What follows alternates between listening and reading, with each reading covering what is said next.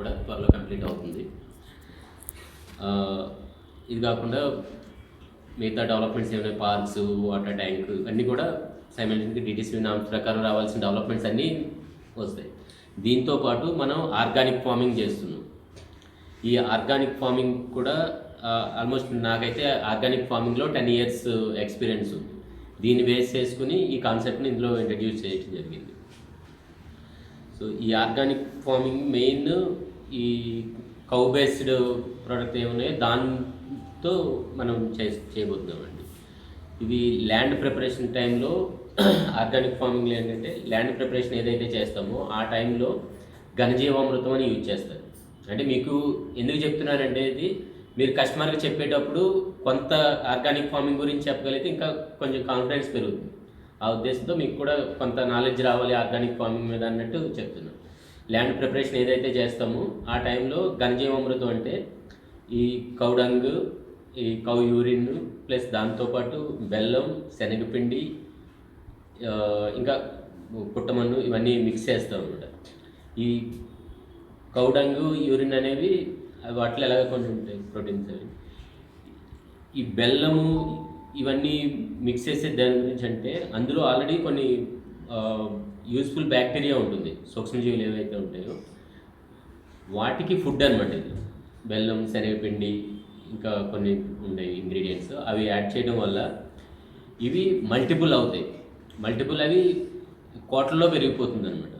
రోజు రోజుకి కోట్లలో పెరుగుతుంటుంది. అది మొక్కలకి చాలా ఉపయోగపడుతుంది. సేమ్ ఇదే విధంగా జీవామృతం అంటారు. ఈ ఘనజీవామృతం అనేది సాలిడ్, జీవామృతం అనేది లిక్విడ్. ఈ లిక్విడ్ ఏంటంటే సేమ్ ఇవే ఇంగ్రీడియంట్స్ ఉంటాయి. కౌడంగ్ ఉంటుంది కానీ కౌడంగ్ అనేది రేషియో తక్కువ ఉంటుంది అనమాట. కౌ యూరిన్ ప్లస్ బెల్లము, శనగపిండి ఇవన్నీ మిక్స్ చేసిన తర్వాత ఒక 1 week తర్వాత ఆ లిక్విడ్ని యూజ్ చేస్తారు. ఫెర్మెంటేషన్ అవుతుంది. దాన్ని మళ్ళీ ఒక 200 liters వాటర్కి ఒక 10 liters మనం కాన్సన్ట్రేటెడ్ చేసిన జీవామృతం మిక్స్ చేస్తే దాన్ని మొక్కలకి డైరెక్ట్ వేయడానికి ఉంటుంది. సో ఇది జీవామృతం అనేది మొక్కలు పెట్టిన 15 days తర్వాత నుంచి యూజ్ చేయొచ్చు. డైరెక్ట్ మొక్క రూట్స్కి వెళ్ళిపోతుంది కదా, మనం మొక్క మొదలు వేస్తే రూట్స్కి వెళ్ళిపోతుంది. ఇది కొంచెం కాన్సన్ట్రేటెడ్ ఉంటుంది కాబట్టి బాగా చిన్న ప్లాంట్స్కి వేయలేము, వేస్తే అవి మాడిపోతాయి. సో ఆఫ్టర్ 15 days మనం యూజ్ చేయడానికి అవుతుంది. నెక్స్ట్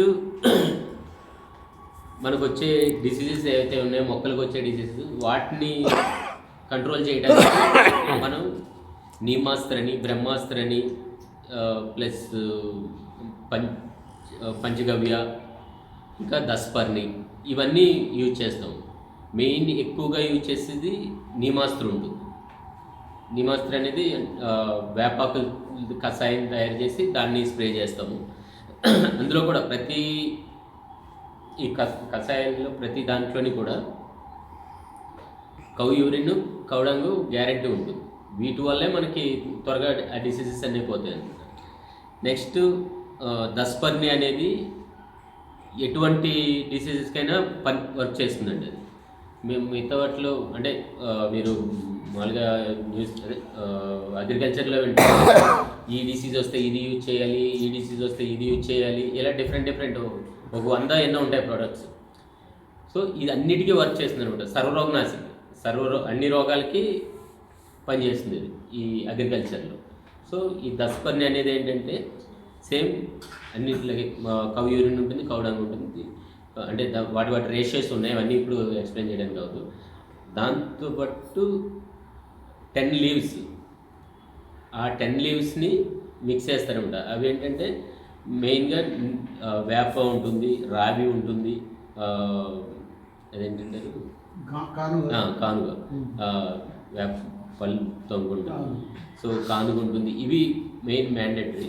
వీటితో పాటు సీతాఫలం కానీ పనస ఆకులు, మెయిన్ పప్పాయ ఒకటి, పప్పాయ కూడా బాగా పనిచేస్తుంది. సో ఇలాగా ఇవి కాకుండా ఒక మిగతావి యాడ్ చేసి ఒక 10 types ఆఫ్ లీవ్స్ని యాడ్ చేసి దాన్ని 45 days నానబెట్టాలి.